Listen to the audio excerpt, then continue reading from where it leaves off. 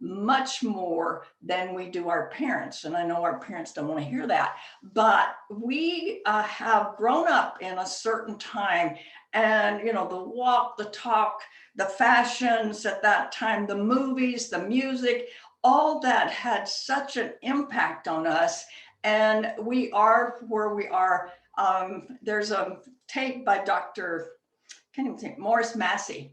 He wrote the book and did a tape on We Are Where We Are, We're When. And it was about when we were about 10 years old, we got these values in place and we rarely change our values. And it's an interesting book if you want to kind of reflect on where we are is where we were when, is his pat answer to that.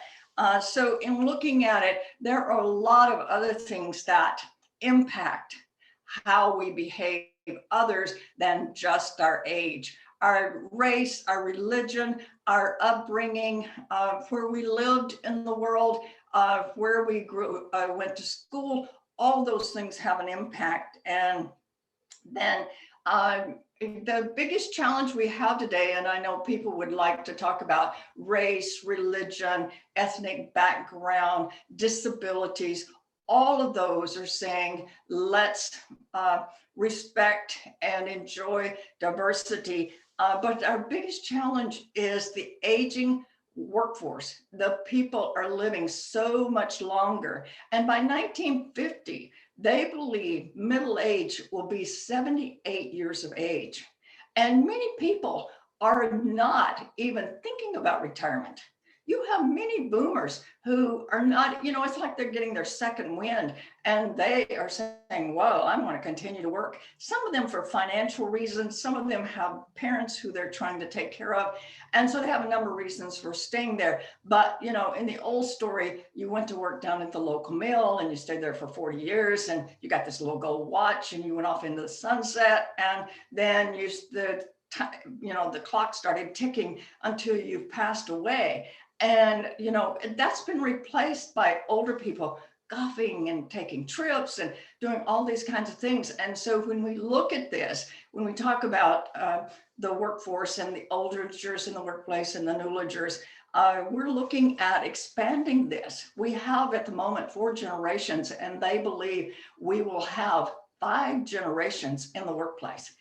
In the old story organization, and I bet some of you are saying, boy, if I hear old story organization one more time, when I was growing up, let's go back and let's go 20 and 40 years ago. You had people who came in the workplace, and we'll go with like police officers for a moment. They came into the workplace, and when they were newly hired, they were 20, 22 years of age. They could jump fences. They could run after the bad guy. I mean, they had all this physical strength. And then as they aged and they weren't able to jump quite as high and get over that fence, they went into like a captain role and then a sergeant role. And then they moved on into administration.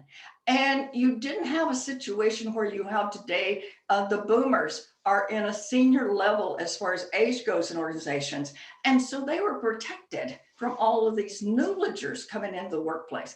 Well, today we have newligers who are working side by side with people who are 75 and 80 years of age. Some of the people will say to you, you're younger than my granddaughter. Well, bless your heart, I understand that, but I do have some skills and knowledge that I can bring to the workplace. And so we do. Then when we look at it, we talk about how, whoa, if everyone was just like the boomers or just like the millennials. I think that we have a richer organization because we have both of those. I will tell you, the newligers in the workplace, and I'm thinking of people who are like 35 years of age and younger, and then I think of oligers who are getting closer to retirement. I could get into some discussion about traditionalists who are only 5% of the workplace at this moment, and the boomers, and then the Generation Xers. And some of you are saying, well, why don't you talk about those people?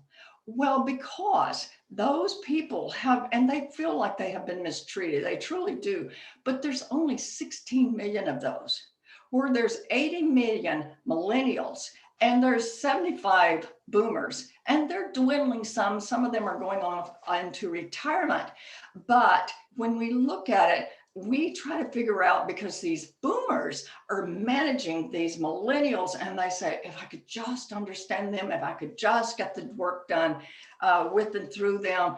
And so that seems to be the struggle today. And because we don't have only an hour's time, we will kind of stick to those kind of extreme groups. But be aware that the Xers are there. Bless Xers' heart. These were the people who were called latchkey kids. These boomers started having kids, and these kids had two working parents. And so, they were told, listen, I expect you to be in this house before the street light comes on. Where in the millennials, oh my goodness, no way. We cuddle them. We do all kinds of things with them because we have started treating children in a whole different way. And I'll talk about that a little bit longer. And then when I look at the genders, I will say to you, I think we have, one last time, a better organization than we do when we only have one group of people. Sometimes when I was teaching bridging the gender gap, it was between men and women, sometimes people will say, I don't care about those women. Guess what? You're losing 50.5% of your audience. Or I don't care about those men. You're losing 49 point something percent of your audience. So you're successful to the degree that you get along with the most people. And one last thing, when I was working and had a real job, I worked for Snohomish County government. I was personnel administrator there. And this woman hired me, and she was the county commissioner's chief secretary. And we went to a conference one time, and at that point I was 24 and she was 65 years of age. And I said to her, you are the youngest 65-year-old I've ever seen. And so, it's a compliment for someone who can bridge all through history and be accepting of people of all ages and also all the other characteristics, the disabilities that we are so sensitive to, race, religion, all those things. And with that, please, if you have a question or something, please ask me. If you would like to talk with me about something that I'm going to be saying or something, you see my telephone number, you see my email, you send me an email, telephone, and I promise you, no charge, I will spend some time chewing on this subject, because the more I talk with people like you, the more I feel like I understand this topic. And so let's see what happens if I take these slides and I go down one, and that's a little bit of my bio, and then old versus a new organization. And I want you to think about this for a little bit. What have you noticed about those people who have been in your workplace, who are 45 years of age, moving on into retirement age? And what have you noticed about the new people in your organization? And you will be quick. If I had you in an audience, and I've actually done this program for several Project Management Institute groups, boy, they raise their hand really quickly, because I can tell you what, I have some good answers for this. These oldagers, they want things to stay the same. These newlagers, they are texting, they're talking, they're typing, they are scanning the computers, they're walking, talking, and the whole bit all at one time. And you go, whoa. And so when you think about what they do, what is it you've noticed about the new versus the old? I'll give you just a second. And before I give you a second to think, it says, I've been in this business for 36 years and I've learned a lot, and most of it doesn't count any longer. And I can tell you that it doesn't count any longer. And a Boeing company said, the chief executive said, it takes us about 20 years to implement a new, for example, personnel plan around performance reviews, et cetera. It takes us a long time. And, I learned so very much, but it doesn't work anymore. So I'll give you a minute for a thought. And if you put some notes in the chat box, I may not respond to you, but I will after it's over with, because I'll get back to you if you want to have some discussion around any of the comments. I would love to see that. um, at the end of the session or later. And so with that, let's go with some ologers. And these are things you've said, and I've written them down from other groups that I've worked with. And let's go with the older workforce. And looking at the positive part, they are consistent, they are uniformity, and they're conformers. They may not like what you ask them to do, but typically shut your mouth. You know what? Your job is to be loyal. I mean, it's very important for boomers to be loyal. When it comes to newligers, these millennials, you say, I expect you to be loyal to me. And they go, huh? They don't think of loyalty. They're loyal to their family, they're loyal to their dog, they're loyal to their friends in the workplace, but you come way down the line when it comes to loyalty. But when it comes to the older, very conformers, and they're disciplined, they are history absorbed. You know, they'll say, back when I started, back when we had rotary phones. Well, bless your heart. I know some newligers will think that, but for them, they truly do like that. Wow, these are the things that we did to make this happen. And so history absorbed. They have a high work ethic. They, even though they would rather be going to the baseball game to watch their kid play baseball, I have a job to do. That's my job, number one. I have a high work ethic. They believe in logic and they are clear. They're not complex. But let's stay with the ologers for a moment. When it comes to the downside, these are the things that most often people in classes like you will say, the decisions were made at the top. You know, and they had jokes about, you know, if I want your opinion, I will ask for it. I'll tell you what it is. And so decisions were oftentimes made at the top. In the old story, bosses thought that that was their role. When an employee came to them for a decision, for an answer, they thought they had to have it. And in the new story, you're going to say to this person, listen, I know you have a concern about this. Why don't you go? And when you come with some ideas, I want you to come back and I want you to share the problem and also give me some suggested solutions for that. So it's going to be a whole different ball game. And they were kind of rigid. If you looked at people who worked for them, they thought that they were quite rigid in their answers, and they were kind of inflexible. They thought when they gave you an answer that you should accept it and that there should not be a great deal of discussion around it because the buck stops here. I think we had a president who said the buck stops here, and you don't see that sign much anymore.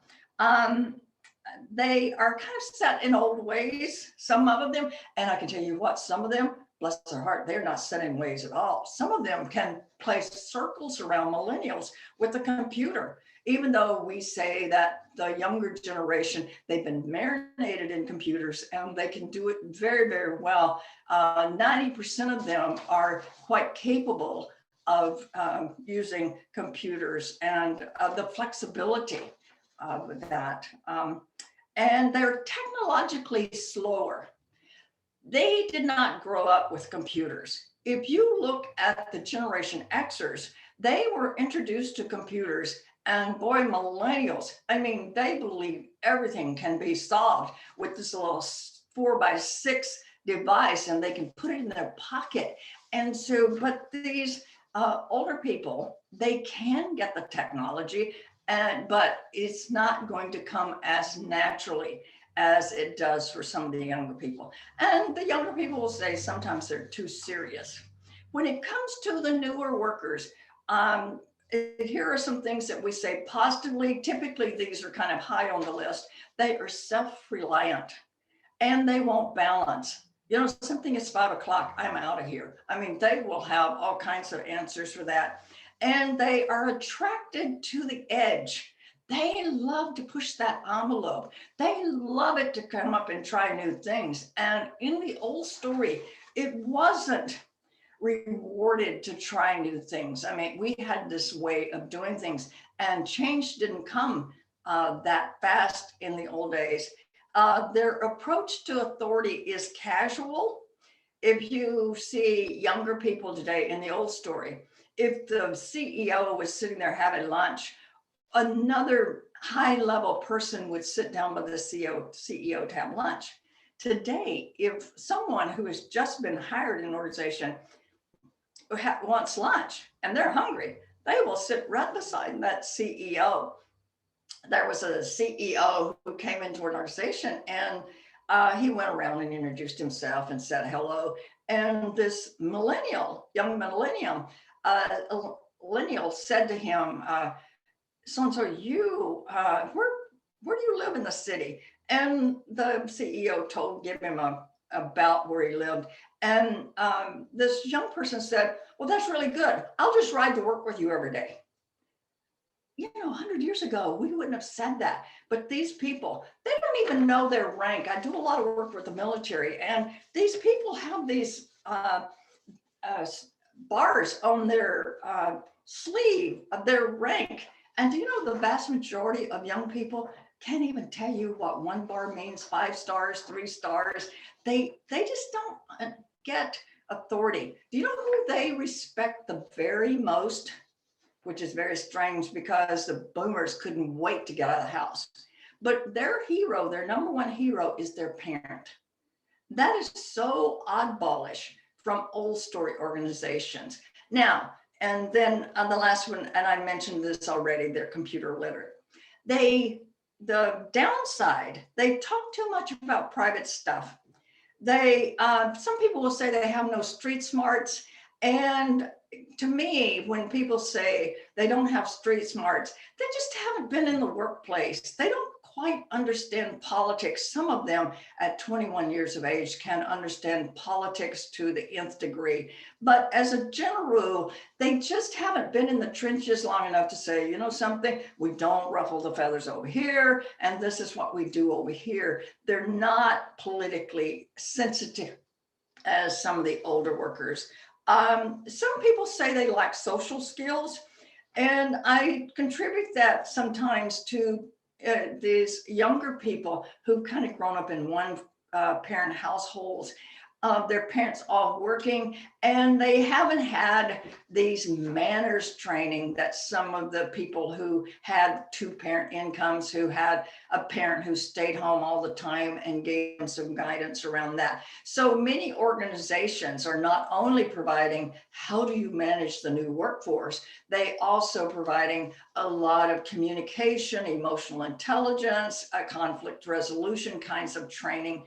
And then they won't wait their turn. And people will say that quite often. And these folks come out with their MBA degree and they get into the workplace. And by, Monday morning, they start working. And by Friday night, they will be promoted way up the ladder. And some older people will say, you want a promotion? And they look at it as you need to be patient. And this younger group is not going to wait 40 years to get to the top of the ladder. I promise you that. And then they're self-absorbed. And, we laugh, and I think it's so interesting to watch them because they take pictures of themselves. If you look at an Oliger, they typically don't. Now, you know what? We become more like those and they become more like us. I was looking online today and it said, and there's some websites about how the Newligers dislike the Oligers and the Oligers dislike the Newligers, and they have all these jokes and comments and things. And it said, we stay on the phone, on our cell phones too much. And it had like 3 people who looked like they were 60 to 70 years of age sitting at an airport, and all 3 of them were just buried in their cell phone. And I thought, oh, wow, and we do, the younger people will say, something, I can't believe it. They're upset with us with these cell phones and we stay on our phones too much and we do this and this and this. And you have to ask yourself, who created those phones? And it wasn't the millennials who created all of our tech devices that they see. And then I picked this up somewhere along the way. And here's some comments you can kind of tell. In the next cubicle, these are some comments. And I bet as I read some of these, you're going to say, oh, that's an Oliger, or that's a Newliger. And so it says, it's 9 o'clock. Where is he? And then if that's an Oliger commenting on that. Did you see what she had on today? And they're typically talking about the young person. I don't understand all these initials and this email. Why do I have to meet in person? Can't I just send an email? And boy, the preferred communication way is email with the New Ledger group. These rules are driving me crazy. I've finished my work, so I'm going home. And you know what that does to an older person to hear that? It just burns their ear. Kids these days, they're set in their ways. He's not committed to his job. He has a poor work ethic. And some of you will know what group they're talking about. He does not follow directions. I can't believe, what do you mean I can't work from home on Fridays? And heard around the water cooler. So I told my boss, if you're looking for loyalty, buy a dog. A hiring bonus, wet behind the ears, and he wants a hiring bonus. At his age, I was just grateful I had a job. I have a new rule. I will not attend meetings that start after 5 p.m. I have a life. She wants a career map. Wow. I don't even know if there will be a customer relations department this time next year. He asked me, do you have an email address? I felt like telling him, since you were in diapers, buddy. If I hear we tried that in 87 one more time, I'll throw up. And so these are some things that we hear. Some of you may have seen the movie with Robert De Niro and Anne Hathaway, The Intern. And it came out a couple of years ago, and it was about Anne Hathaway, who had come up with a clothing line for women, and they hired some interns. And Robert De Niro was 70 years of age at that time in the movie. And he was tired of staying home. He had retired. His wife had died. His kids had him to visit, but he had to sleep on the kid's bed. He just didn't enjoy it. So this came along that they were hiring some interns. So he applied. And so he goes down and he walks in the door, and the person says, when they were saying goodbye to them, hope you have some fun today. And De Niro looks at it like, what are you talking about? And then they said, someone from talent management will be right with you. And he, again, you could tell by the look on his face, what did talent management mean? And then when they got all these new interns, most of them were young people, and De Niro, and they were all lined up at these desks, and the young person decided to take a picture. And De Niro was not too thrilled with that. And then these young people started doing this. And De Niro thought that was a little strange too. And then he was being interviewed, and they said, what's your college major? And then the guy stopped and he said, can you remember? And De Niro said, can I remember? And then he said, where do you want to be in the next 10 years? And the person who was interviewing kind of caught it, and he said, oh, that's not a good question for you. Sorry, I asked it. And this executive secretary said, I'm not good with old people. They remind me of my mother. And then when it come to coming to work, there was Ben, who came to work his first day. And then there was one of these young people, Davis, who came to work. Ben came to work and he pulled out his leather attaché case, and in it, a briefcase, and in it he had a time management binder, a writing pad, a calculator, a clock, a cross pin set, 2 pairs of glasses, packet of Kleenex, and a flip phone. And then Davis, the younger person who was sitting beside him, when he came to work, he pulled out of his bag. It was a backpack. It wasn't an attaché case. And it was an iPad, a USB adapter, a flash drive, a cell phone, and a good luck charm. And then De Niro was trying to look at his computer, and it was completely blank. And this person sitting beside him watched him, and he knew De Niro was struggling, and he reached over and just hit the B on the machine, and all of a sudden all the screens came up. And so as you looked at the struggle between each of them, they said to De Niro, they said, "Are you leaving today?" And he said, "No, I don't leave until the boss leaves." Very old school, very old school. But for De Niro, that was what his comfort was in. And then one of them says, "Are you an intern? How old are you?" "I'm 24. I know I look older. This job ages me. In your case, it won't be great for you." And then the boss, Anne Hathaway, he was out there just working around, piddling around because the boss hadn't left yet. And she comes out and she starts talking to him. And she goes back and she gets a beer for both of them.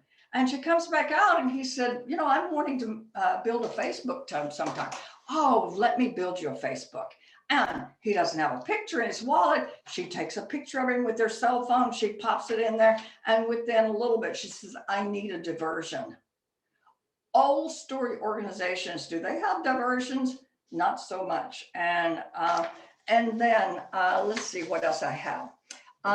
Here is, and I'm going to send a new slideshow. I've already sent one, but as I prepare and get closer and closer, I'm always wanting to add a slide or two. And so I have this slide, and you probably can't read it, but here's what it says. Our youth now love luxury. They have bad manners and contempt for authority. Children are now tyrants. Now, I bet all you're saying, "Oh, that was written last year. That was written the year before." Guess what? It was Socrates in 500 BC that wrote that. Here's another thing he wrote. It says, "The young people of today think of nothing but themselves. They have no reverence for parents or old age. They are impatient of all restraints. They talk as if they alone knew everything, and what passes for wisdom with us is foolishness with them. As for girls, they are forward, immodest, and unwomanly in speech, behavior, and dress." That was Socrates who said that.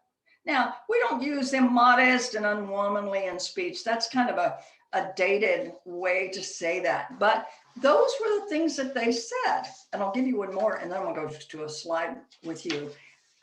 This is author of Working Days, describing pheasant life way back when. It says, "I see no hope for the future of our people if they are dependent on the frivolous youth of today. For certainly all youth are reckless beyond words. When I was a boy, we were taught to be discreet and respectful of elders, but the present youth are exceedingly wise and impatient of restraint." And so as we look at this, and I have a slide, and I actually showed this to someone the other day in your organization, and let's see. Every generation says the same thing about the next generation. They just don't get it. I had an older brother who would say, "Oh, you had it so much easier than I did. Whoa, I had to really work when I was a child. I can't believe this has happened. You had it so much easier." And then every generation resists and often hates the previous generation. And every generation trash talks the next generation. Have you ever heard someone, "Oh, I cannot believe how hard that 18-year-old, 24-year-old works"? We're always kind of trash talking those. And so as we look at ways to do this, let me tell you something. That younger generation, they multitask. And I think that's what stresses older workers the most. "I can't believe he's on his cell phone." Do you know that for their health, they need to be to multitask? They are literally rewiring our brains, because in the old story, it was thought that you can't do two things at one time. Even computers, you go from one program to the next. It takes that computer a second to bring up that next computer. But every generation kind of trash talks the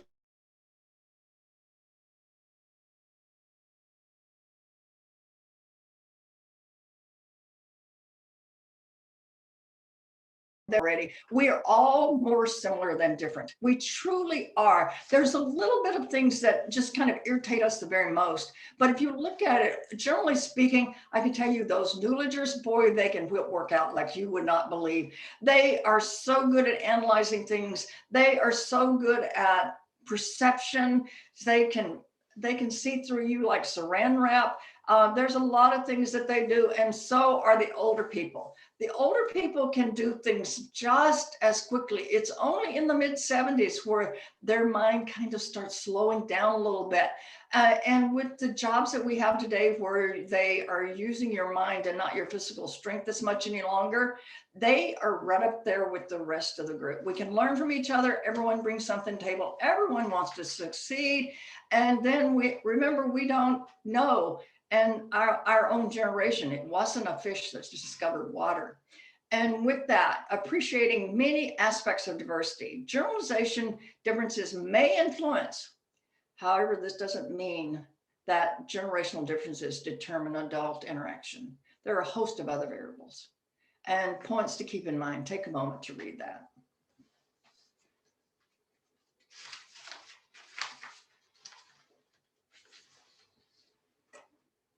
And let's see what's on the next page.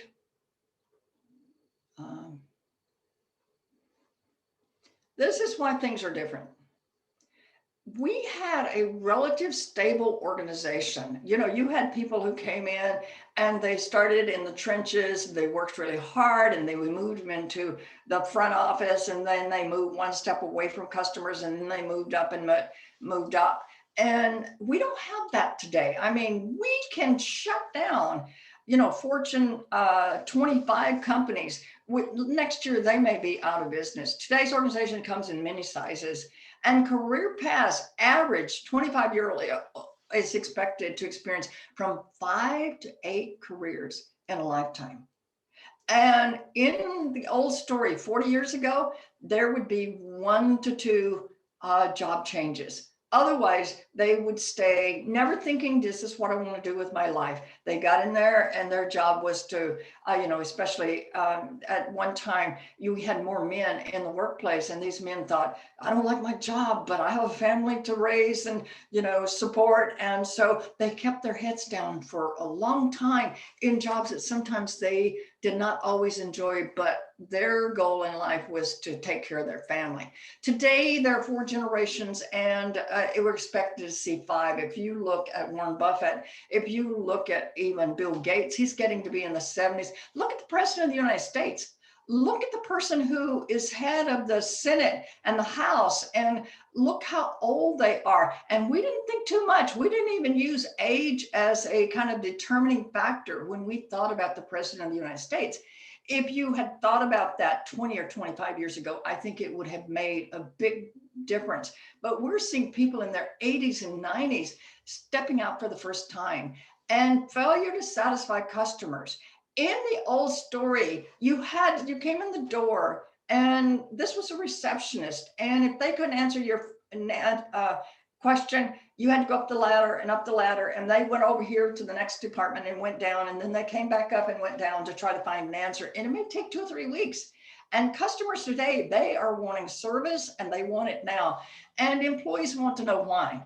And, back Dr. Spock in the 50s said, let the little darling speak up. And it started all of us on our journey that, hey, let me just know what you're doing. And then employees want ownership in their work. People closest to the work know best how to improve it. And I could get into a long discussion about that. But if you took your people on the line, you sit them down at a local watering hole, and they discussed how to improve this place, you know what? They will come within 94% accuracy of what your plan will look like. And so why we're shifting our leadership approach, these are all some things that go into that. Old story organizations, their style of leading, it's my way or the highway. They were very structured. They knew the road ahead. They didn't ask for a lot of opinions from you. And in the news story, we have to be more collaborative, more sensitive, more caring. And the bottom line, we have to be more outcome focused. I don't care whether you take that Wall Street Journal to the bathroom and spend an hour in there. I just want the budget done by September 30th. That's all I'm asking you to do. And so when we look at outcomes, you're going to have to close your eyes at some of the things they do. And, you know, I know you got customers, so you want to be sensitive to what that appears to customers and all of that. But we have to be able to say, you know what? I am not going to worry about control. In the old story, it was had tons to do with control. And they thought they had to have all the answers. And, you know, in the new story, you know, you can come in and you can say, you know, I would like you to help me to come up with a new plan of action. And some people, some smart employees will say, well, boss, that's what your job is, to figure out what we're supposed to do with that. You look at them and you say, no, it's not my job. My job is to facilitate us coming up with the new plan of action. And with that, let's go to the next one. And I have some slides that I have included in here. We're not going to talk about them in great detail, but we will show you. Now, looking at the next one, it says the second one is the leadership style is varied to meet the follower's needs. When you look at employees, and for those of you who have studied Ken Blanchard's and situational leadership, this is situational leadership. He says your goal is to do for your people what they can't do for themselves. And so if you have an employee who needs more guidance, you have to adjust your style to help them. If you have someone who is literally running with the ball and they're on the right track, you know they'll be able to do it, then you have to change your leadership style to a more supportive, more coaching, more getting roadblocks out of their way to get their way. Now, in the next one, it says personal power. There are three kinds of power. There's position power, there is expert power, and there's personal power. Expert power is someone who is quite knowledgeable, and position power is given to you by the organization. Personal power is where they will follow you down the barrel of a gun to make things happen. I know, don't mention guns, but they are so interested in serving you. And can you try to stay away from this whole position power? I'm the boss. Well, bless your heart. Everybody knows that. So don't tell me that again, you know. They match individuals to a team or individual to an assignment. And instead of just shoving people into groups and hoping they work, they are strategic with the way they set their teams up. And they also balance concerns for tasks and concerns for people. You know, in the news story, there's sometimes you're going to have a staff meeting and we are only going to talk about cultural issues, relationship issues, and then we are going to talk about task issues once we get there. There's the task to be done. This is the task. And then there's how we work with and through each other to get that task done. And this is so important. If you can get this relationship, emotional intelligence, and teamwork, and all conflict resolution, and supportive feelings and respect, then you can move ahead to get that job done.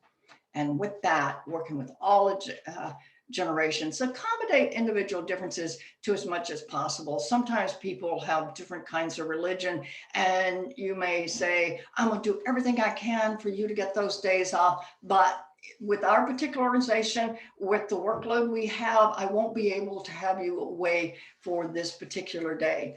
And then create workplace choices for them, focus on outcomes,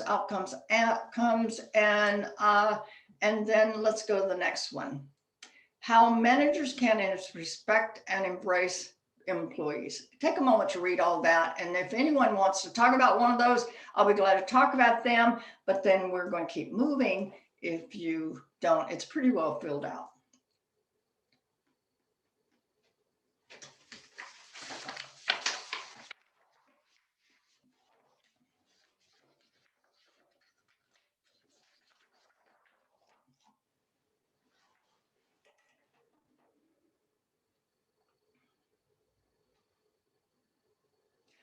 Talk about this for a second, and I don't have time to do this exercise with you, and it's best when we're in a room where we can be in small groups. But if I ask you to draw a T account And project managers know what T accounts are, T account. And if I put on one side mine and the other side ours, and I ask you, and let's just pretend for the moment that this is a cup. It's not, but let's just say this is a cup. And what I want you to do is to work alone and coming up with as many ways that you can think of for using this cup. And I'll give you just a little bit of time. Um, it would take you a second, but you would get started and you would write down some things about using the cup. And then I would say to you, okay, I want you to add up those scores because I want 2 scores from you here in a minute. And then I would say, I want you to now work with your partners close to you. And I want you to come up with some ways to use the cup other than for drinking. And your group would get together and take you a little bit of time to get started. But all of a sudden, oh my goodness, I mean, we could use this cup for jewelry. We could use it for measuring. We could use it for tools. We could take and put plants in it. We could use it for a megaphone. I mean, we could take and make decorations out of it. I mean, and we could use it for dyeing eggs. I mean, we could keep going on and on and on and on and on. And so when that's over with, I would say, what I want to you do is to give me a total productivity, your total productivity. That not only means your ideas, but it also add those to your team's ideas. So let's say you get 6 on one side and you got 6 on the other. So a total of 12. And so when you start talking about that, you say, tell me which one you enjoyed the most, working as a team. And how many of you learned some things about your coworkers today? Whoa, how many of you would have never thought of the ideas that came up there? And you would say, I would have never thought about that, you know.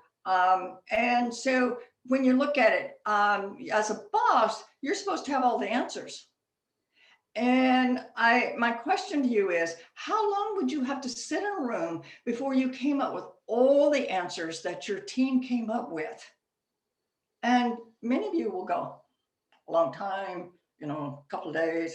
And some of you would say, I could never come up with those because I don't have the experiences. I don't have the knowledge. I don't have the skills that all of my team has.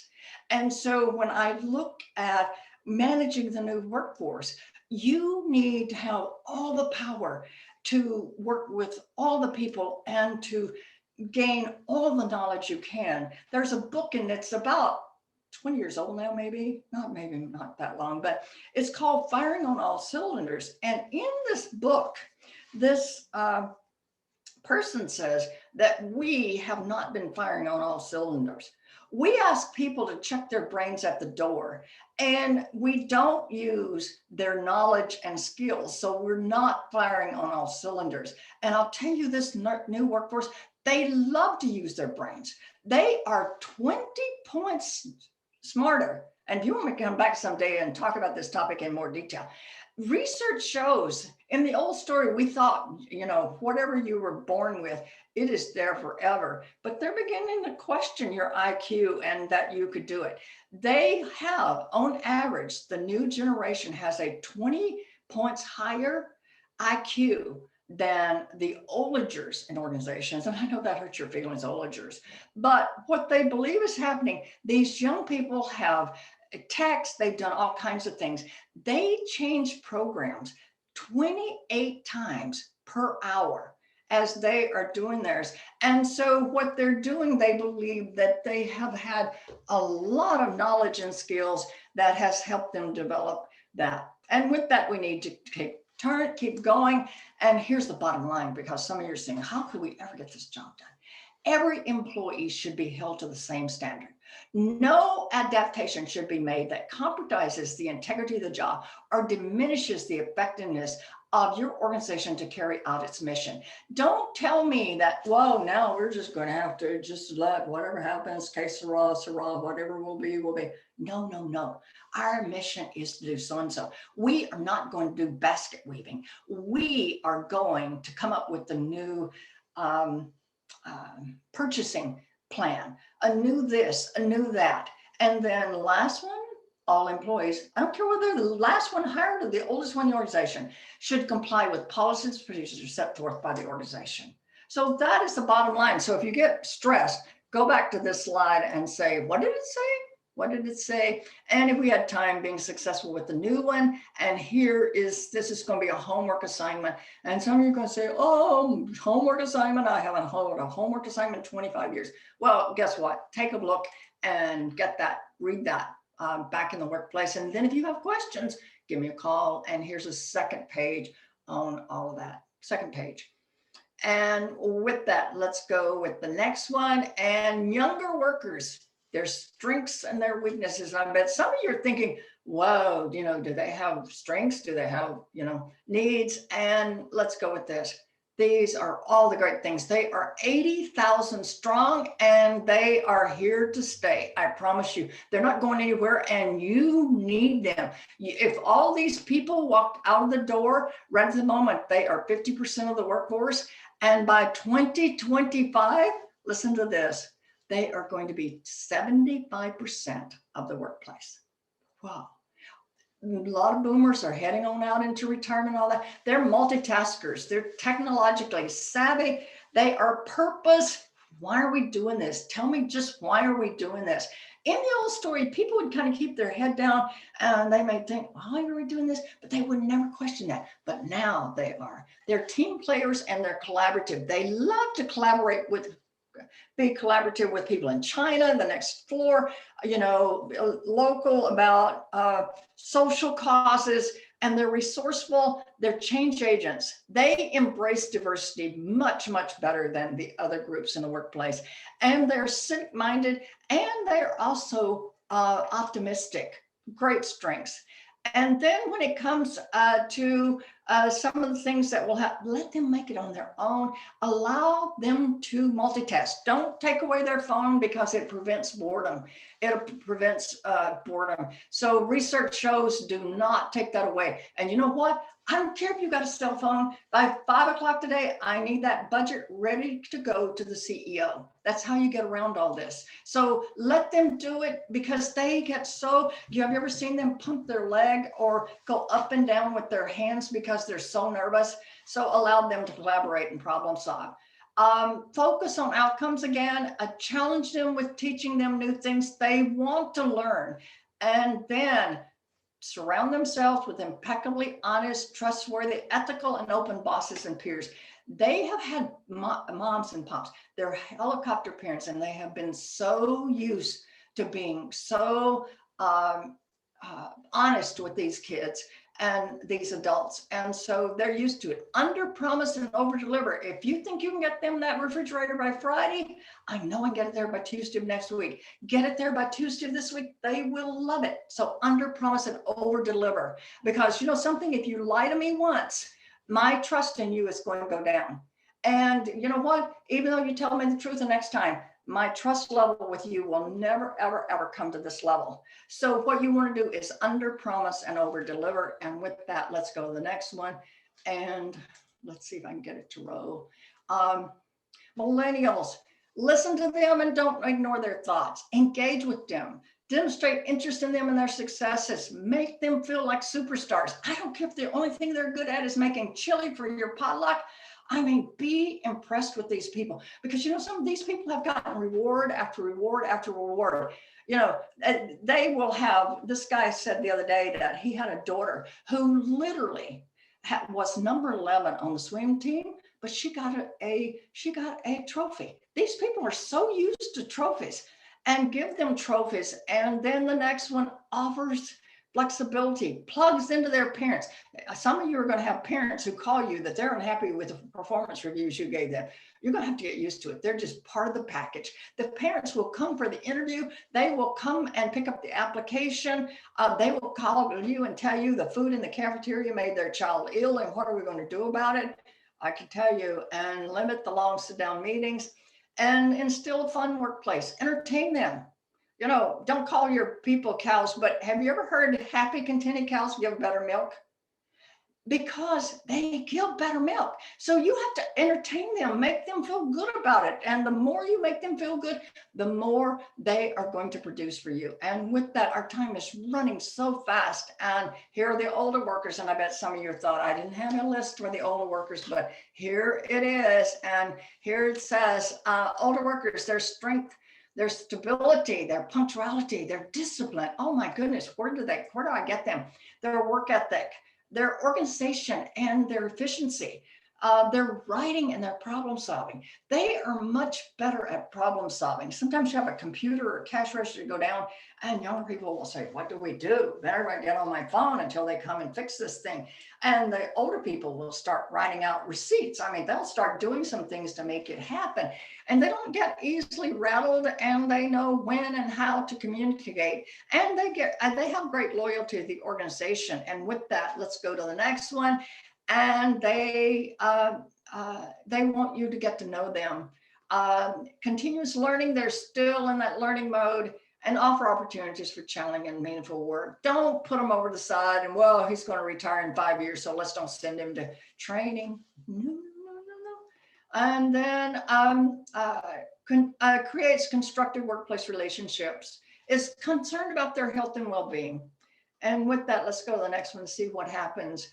Provides an environment where opinions are valued, where managers and supervisors are skilled in people management, values their strengths. And, sometimes we get so tired because they don't have the skills that some of these younger people do. And, something that history is so important. They like people who are not arrogant or dismissive to them. Are not intimidated by employees' age. Sometimes younger people are kind of intimidated. Be sensitive to that, and who can find commonality. I don't care if they went to the same high school. I don't care if they have children. They have hobbies. And with that, let's go to the next one. Show care for them, ask them for their help, make changes, work for a win-win solution. Only if they win do you win. Get away from I win, you lose. It's either win-win or lose-lose. I can promise you that, and I could have some discussion about it. When needed, become the boss, communicate frequently, and focus on the future and on outcomes. Outcomes. Okay, I see our time is up. I have 2 minutes. I think maybe I can do this. Tell me what stresses you. Anyway, think about that. Think about what stresses you.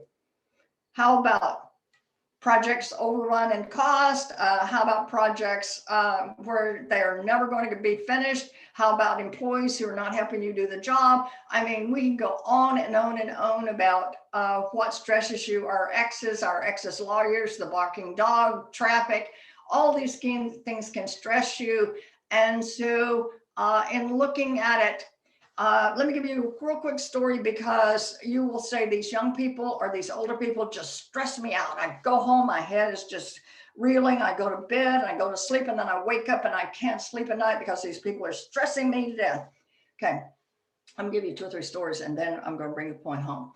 In looking at it, you have this child, 2 children, and they have a desire to go to the grocery store with one of their moms. They get to the grocery store, and this little kid decides he needs a candy bar.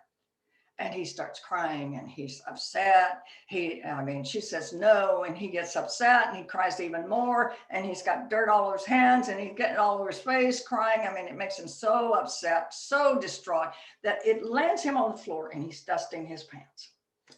And his friend looks at this for a while, and he looks down, and he says, you know something? Your mommy doesn't love you anymore. To which point this little kid quits kicking, and he looks up and he says, that's not true. She's just cheap. Now, let's go with the next one. Let's say you and a friend are out to dinner and you are having a wonderful time. We've been in this pandemic, and finally they open up in your city, and you take your friend out to dinner, 3 hours of wonderful dinner. But right at the end of the dinner, both of you get this pain. I mean, it is a pain in your side. Oh, it's just awful. And finally your friend says, something, it's really painful, but it's just gas and it's going to pass.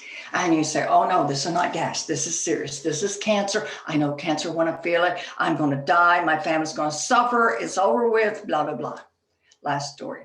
You and are on a plane taking a trip, and all of a sudden you notice that this guy over here is white knuckling it all the way. His teeth are chattering, he's perspiring because he knows he's going to get it all over you, all over the plane. And that's because his plane is going down. Him and the ants are going to be one any minute. Now, last story. You go home, and as you walk in the front door, your sweetheart has for you a dozen red roses. Beautiful, gorgeous red roses, male or female. And what are some thoughts you have around that? Oh, how lovely they are. Wow. Or what did I miss? Who pays for this? Who's going to buy kids' shoes for the kids? Blah, blah, blah. I mean, you can have a number of reactions to this. Now, you just told me, and I know you had these thoughts because I've done this program now. You told me that your boss can give you stress. These millennials can give you stress. These olagers can give you stress. Let's go with the stories. Let's say you're the kid. Did mom cause him the stress? Did his friend cause him the stress? Did you cause him the stress? Who caused him the stress? He did because of what he said to himself about that. Let's go with the pain. Did the pain cause you the stress? Did your friend cause you the stress? Or did you cause yourself the stress? Let's go with the airplane. Did the airplane cause the stress? Did the coffee cause the stress? Did you cause the stress? Now, let's go with the roses. Let's say your sweetheart gave you those roses because you truly loved you, but in your heart of hearts, you knew they'd been up to no good. Or let's say they had given you those roses because they had been up to no good, but in your heart of hearts, you knew they loved you. I mean, you just were so happy they loved you. Now, does it matter why they gave you the roses? And many of you are going to say, yes, I'm glad I got the roses. No, if they had you thought they'd given you those roses because they had been up to no good, those roses will be drinking toilet water for the rest of life. Here's the deal on stress. Your stress is our internal response to the outside world. Stress originates right here, not anywhere else. Our thinking makes it so. And so when you take a look at those people and you say, oh, did they stress me out today? Take a second look and look at yourself to say, you know what am I doing that's causing this? Now, I've given you a whole bunch of things about stress management, and that is a homework assignment. Listen, our time is out. I wish you well. Make leading others a wild and fun ride for both you and your staff. Thank you so much. I wish you well. I'm going to see you at the top, and I do hope someday soon I see all of you in a big room or on another virtual chat. Thank you so very much. Thank you. Hey, Christy, should we allow for at least one question? Or are we out of time? What's that? Are we completely out of time, or should we allow one? Oh, no, we can take some questions. Okay. Anyone have a question? Please unmute yourself. If none, I have one, Martha. Martha, I think it's a lot harder to establish these relationships and truly understand what people are saying because everyone's working remote. We're communicating electronically, email, Zoom, WebEx sessions, and we don't see a whole lot of the nonverbal communication. So what are you seeing, and what can you suggest, one or two items to suggest to everyone here on the call or in the meeting?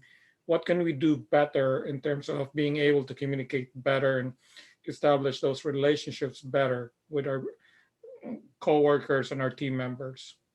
One of the things that I struggle with this virtual platforms that we have, many people will absolutely not show their face, completely not show their face. And we also have some organizations who are not paying for the more advanced platforms like you are. I'm able to see some of your faces. And I would make it a requirement, because I can look at your face, and if I see that people have this look on their face, I'm able to back up and say, let me say it another way. Let me do so-and-so. I think that we need to constantly try to get some feedback. Once you get their faces on and you get them muted, one of the things you can do is to kind of force people to give you an answer, to say, what did you like best about last session? And I could go, Christy, what do you think? Bobby, what do you think? What would you say next time we need to do to make a better program? And so when you look at some of these things, what did you like best about this meeting? What did you like least? If you would like for us to reduce the amount of time that we have discussions, what would it be around? Well, I would like for it to be less about all these reports that everyone give because they grandstand. It takes them forever to answer this question, blah, blah, blah. So could we reduce that to 5 minutes? Yes. And so what you need to do is to be able to say, how can I make this happen? Now, most of us will have a performance review once a year. Do you know that that's only 30 reviews if you stay there for 30 years? So you know what I want? I want you to have, why don't you have a 5-minute once a week and then have a little bit longer session once a month with these people to say, what are we doing? What do you need from me to bring our relationship to a higher level? Let's say you feel like that we don't have as good a relationship. What can I do to get you to participate? I would even say to people, and on this page, which one do you like the least? Which one should I delete? I've got to delete at least one. Which one would you like for me to delete? Do you like the color? I mean, I would force people into participating because as I'm doing this, I am finding so many organizations where no picture is seen and no voice is ever heard out there. And I said to this one group one time, and I'll try to finish, Bobby, because I can talk forever. But I said to them, I was doing a 2-day program, and the next morning I said, oh, I would love to see your face. And this one person said, you don't want to see my face. I just rolled out of bed. And I go, really? You know what? Let's be ready. Let's be ready. And then I said to them, I don't mind your speaker on because I go all over the world and we have facilitation where we have 50, 100 people and we don't run over each other's words, etc.